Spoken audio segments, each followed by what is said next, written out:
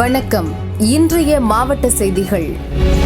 மதுரை அவனியாபுரம் ஜல்லிக்கட்டு போட்டி கடந்த ஜனவரி 15 நடைபெற்றது. அதில் 900க்கும் மேற்பட்ட ஜல்லிக்கட்டு காளைகள் மற்றும் 500க்கும் மேற்பட்ட மாடுபிடி வீரர்கள் கலந்து கொண்டனர். இதில் சிறப்பாக விளையாடியதாக அவனியாபுரம் வெருமாண்டி பிரதர்ஸ் மந்தை முத்துக்கருப்பன் காளை அறிவிக்கப்பட்டு துணை முதல்வர் சார்பில் டிராக்டர் பரிசாக வழங்கப்பட்டது. இது தவறான அறிவிப்பு என கலெக்டர் அலுவலகத்தில் நடைபெற்ற குறைதீர் கூட்டத்தில் ஏ.கே. கண்ணன் என்ற காளை உரிமையாளர் மனு அளித்தார்.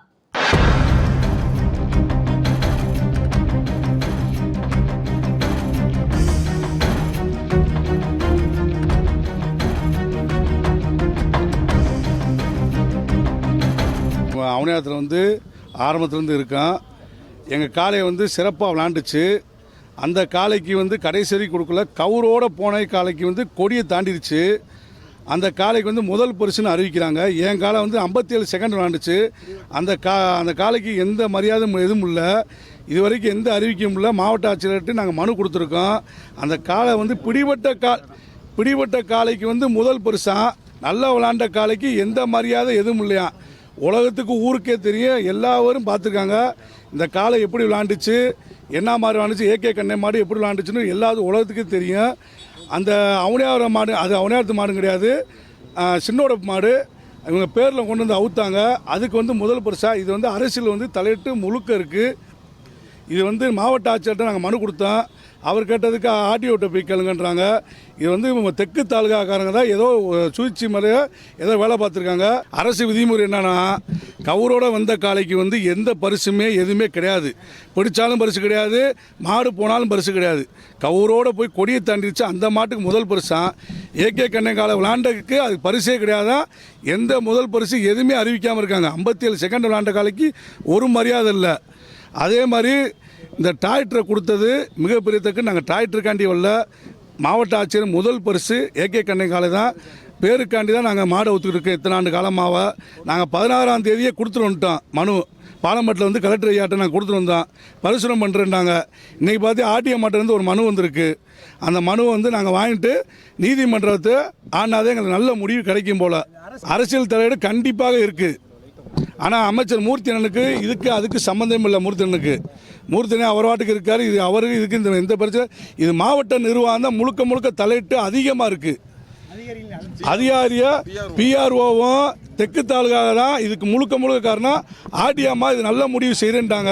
கொடியை தாண்டி போன காளைக்கு முதல் பரிசு கொடுத்துருக்காங்க. ஆனால் கலெக்டர் என்கிட்ட கேட்டாங்க, ஏன் நீங்கள் என்ன செஞ்சீங்க. ஆனால் 7 மணி வரைக்கும் நடந்துச்சு.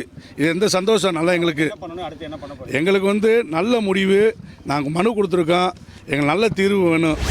முன்னாள் படை வீரர்களின் குறைகளை நேரடியாக கேட்டறிய 646 கிலோமீட்டர் தூர பைக் பேரணி குன்னூரில் இருந்து தொடங்கியது. நீலகிரி மாவட்டம் குன்னூர் வெலிங்டனில் மெட்ராஸ் ரெஜிமெண்ட் ராணுவ பயிற்சி மையம் உள்ளது. முன்னாள் படை வீரர்கள் தினத்தை முன்னிட்டு பல்வேறு நிகழ்ச்சிகள் நடைபெற்று வருகின்றன. அதன் ஒரு பகுதியாக கர்நாடக மாநிலத்தின் பல மாவட்டங்களில் வசிக்கும் முன்னாள் படை வீரர்கள் மற்றும் அவர்களது குடும்பத்தினரை நேரில் சந்திக்க திட்டமிடப்பட்டுள்ளது. ஓய்வூதியம், ஆவணங்கள் மற்றும் நலத்திட்டங்கள் தொடர்பான குறைகளை தீர்க்கும் நோக்கில் பைக் பேரணி துவங்கப்பட்டது. பேரெக்ஸ் நாகேஷ் சதுக்கத்திலிருந்து பைக் பேரணி துவங்கியது. Madras regiment centre commander brigadier Krishnendu Das கொடியசைத்து பேரணியை தொடங்கி வைத்தார்.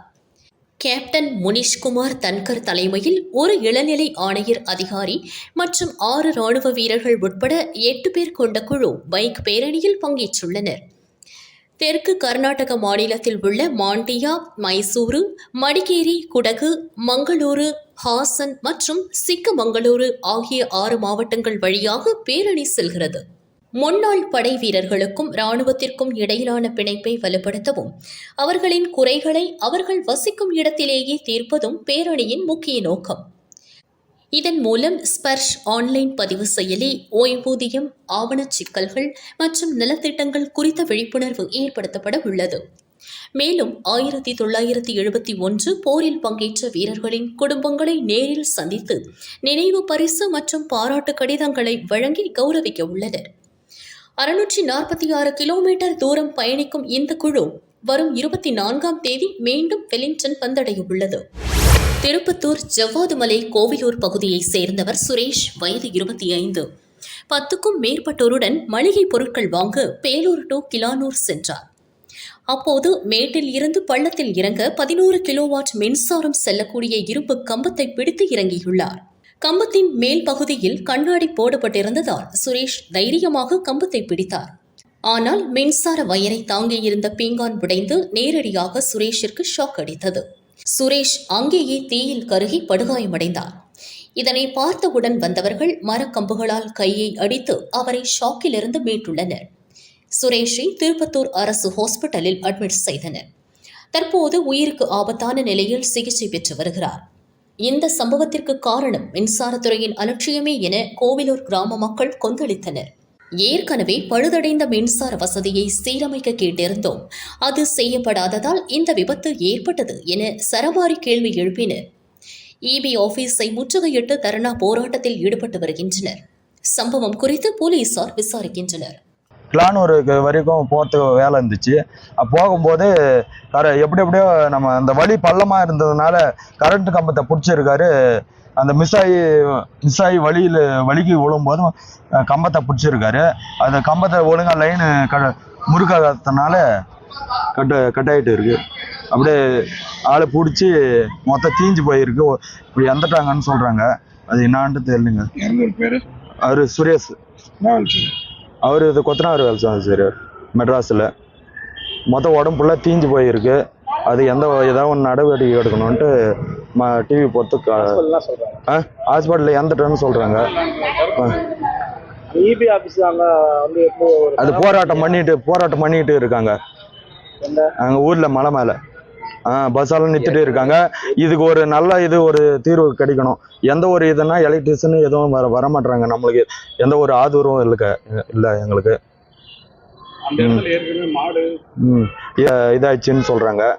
அந்த இதுனா அப்படி சொல்லியும் ஆளுங்க வந்து அதை கவனிக்கல. அது முழிக்கந்தா ஒரு உயிர் இன்னைக்கு காப்பாற்றப்படும். இல்லைன்னா இப்போ உயிர் போயிடுச்சா யாரு இதுக்கு பதில் சொல்லது? அதுக்கு மக்கள் நீங்க தான் எங்களுக்கு ஒரு இது ஒரு ஆதரவா இருக்கணும். சத்துணவு ஊழியர்களுக்கு காலமுறை ஊதியம், குடும்ப பாதுகாப்புடன் கூடிய ஓய்வூதியம், பணிக்கொடை அமைப்பாளர்களுக்கு 5 லட்சம், சமையலர் உதவியாளர்களுக்கு 3 லட்சம் கொடுக்கப்படும். இது 2021ஆம் ஆண்டில் நடைபெற்ற சட்டசபை தேர்தலின் போது திமுக வாக்குறுதி அறிக்கை 313 குறிப்பிடப்பட்டுள்ளது. ஆனால் தேர்தல் முடிந்து 5 ஆண்டுகள் நெருங்கும் சமயத்தில் இன்று வரை இந்த வாக்குறுதி நிறைவேற்றப்படவில்லை. வாக்குறுதியை முதல்வர் நிறைவேற்ற வேண்டும் என தமிழகம் முழுவதும் சத்துணவு ஊழியர்கள் போராட்டத்தில் ஈடுபட்டு வருகின்றனர். அதன் ஒரு பகுதியாக மதுரை பெரியார் பஸ் ஸ்டாண்ட் அருகே உள்ள கட்டபொம்மன் சிலை முன்பு சாலை மறியல் போராட்டம் நடைபெற்றது. போராட்டத்தில் ஈடுபட்ட 300க்கும் மேற்பட்ட சத்துணவு ஊழியர்களை போலீசார் கைது செய்து திருமண மண்டபத்தில் அழைத்து சென்றனர். போராட்டம் காரணமாக அப்பகுதியில் கடும் போக்குவரத்து நெரிசல் ஏற்பட்டது. மாண்புமிகு முதல்வர் அவர்களுக்கு நாங்கள் கடந்த 3ஆம் தேதி டேப்ஸ் அரசு ஊழியர் ஆட்சியருக்கு டேப்ஸ் என்ற புதிய ஓய்வூதிய திட்டத்தை அறிவித்தார். அந்த ஓய்வூதிய திட்டத்திலும் சில குளறுபடிகள் இருக்கின்றதா அரசு ஊழியர் ஆசிரியர்கள் அதற்கும் எதிர்ப்பாக இருக்கிறார்கள்.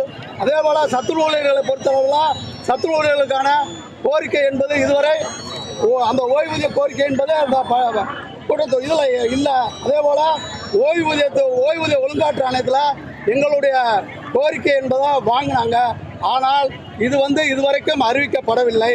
இந்த போராட்டத்திற்கு முழுமையாக அரசு தான் பொறுப்பை ஒழிய ஊழியர்கள் இல்லை. இந்த போராட்டத்துக்கு காரணமானது அரசு முறையாக எங்களுடைய சத்துணவு ஊழியர்களை அழைத்து பேசி சத்துணவு ஊழியர்கள் அங்கன்வாடி ஊழியர்களை அழைத்து பேசி கோரிக்கைகளுக்கு தீர்வு காணும் பட்சத்தில் போராட்டம் அடுத்த கட்ட நடவடிக்கை தொடர் மறியல் போராட்டம் தான்.